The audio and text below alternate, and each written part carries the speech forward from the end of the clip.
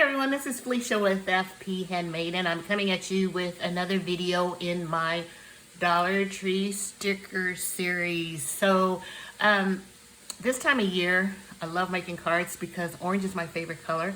So you can use a lot of orange in fall cards. And so I have a card to share with you. So let me show you the stickers that I use first of all. First up, I use these really pretty daisies or sunflowers stickers from Dollar Tree. They have 14 pieces and they kind of have dimension in them.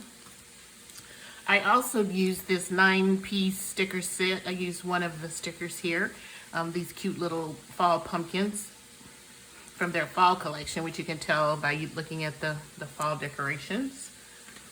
And then I also used a couple of stickers from this 8-piece sticker set, which is definitely for fall, with the scarecrow and the bunny. Yeah, I don't know about that bunny for fall, which I think is hilarious, but maybe I'll use that on another card.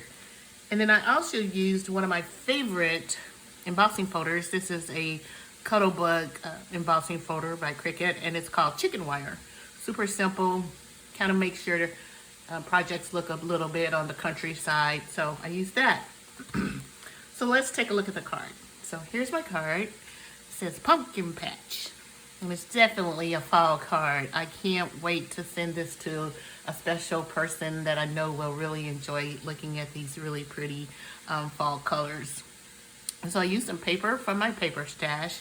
I use mostly paper I get from Joann. I love the basil paper with the texture and some of the smooth paper too. In this case, I did use the smooth for the green and also the orange because I knew I was going to emboss the orange. And then on the back layer is the white.